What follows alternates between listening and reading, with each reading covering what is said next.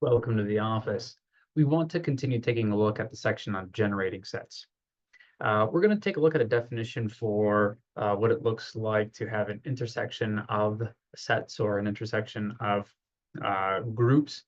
And in this case, what we're doing is a little bit different than what we've seen before, not because we don't know what an intersection is, but rather because we haven't really defined very well the intersection of a large number of groups or an infinite collection of groups.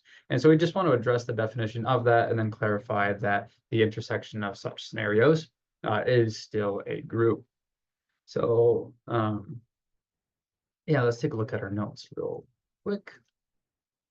So again, a definition here. So the notation is a little bit weird. So let this thing be a collection of sets. So that's a little bit weird. Yeah, okay. So let this be a collection of sets. I may be any set of indices. So if we have an infinite set, it's possible for us to have what's pretty common to be like 0, 1, 2, 3, and continue on, right? All positive integers. You could also end up with an indexing set that looks like 1, 2, 3, if we're only talking about 3 different sets. Okay, S1, S2, S3 versus S1, 0, S1, S2, S3, and on forever. Now, it's not going to be the case here, but technically, an indexing set could also be an interval from like 0 to 1, for example. Now, we won't use indexing sets like this, I don't believe. However, maybe you'll run into situations like that a little bit later. So of course we have differences in infinite count here, countably infinite versus uncountably infinite index, and then finite index. So the set I is just a collection of things, usually numbers, as a way for us to reference all of the different sets. All right.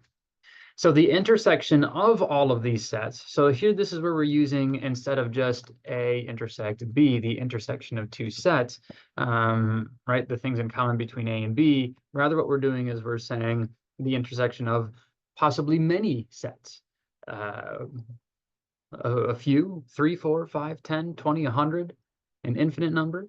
Okay, the intersection of this arbitrary collection of sets is simply the elements that they have in common.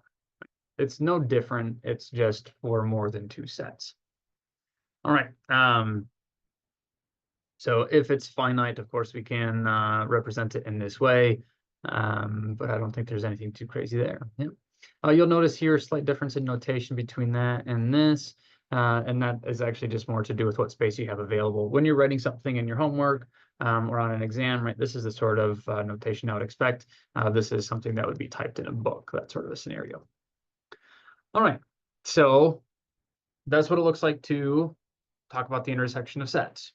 I'm not giving an example because well, right, if I wanted to, I suppose I could take a look at, right, the intersection for I in Z plus of 1 to, let's see here, from 1 to 1 plus, actually, let's go to minus 1 over I. Okay, so now it's an interval at 1. Oh, I don't want the intersection though. Oh, that's the intersection of all of those is what I want. So what would I do there?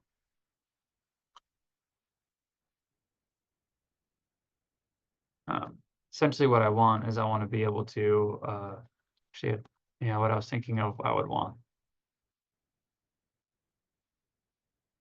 Let's go 2 plus 1 over n. Do closed interval.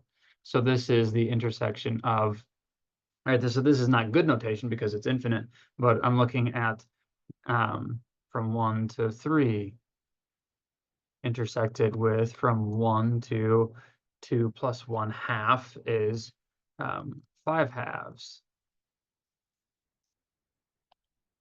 Intersect that with from 1 to 7/3.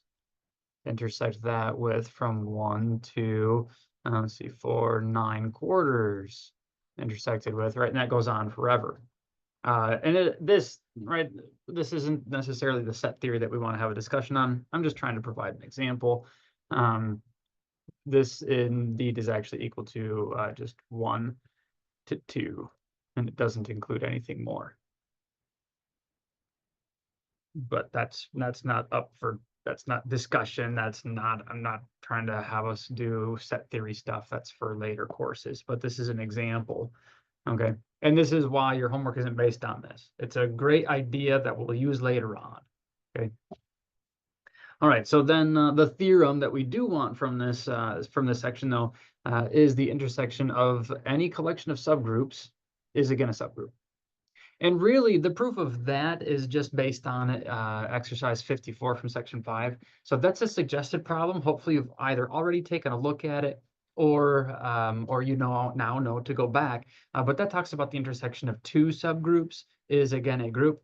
But inductively, we can argue that any countable or any finite collection, you'll get that. And then if you want to go for a countably infinite, then you have to change the discussion. And there might be a proof that kind of umbrella takes care of all of those cases. But again, I'm not super concerned about it because the idea is exactly that of the suggested problem. So take a look at that if you wish. Otherwise, yeah, use these results as needed. Thank you for your time. I'll see you back in the office here for a little bit more on this section.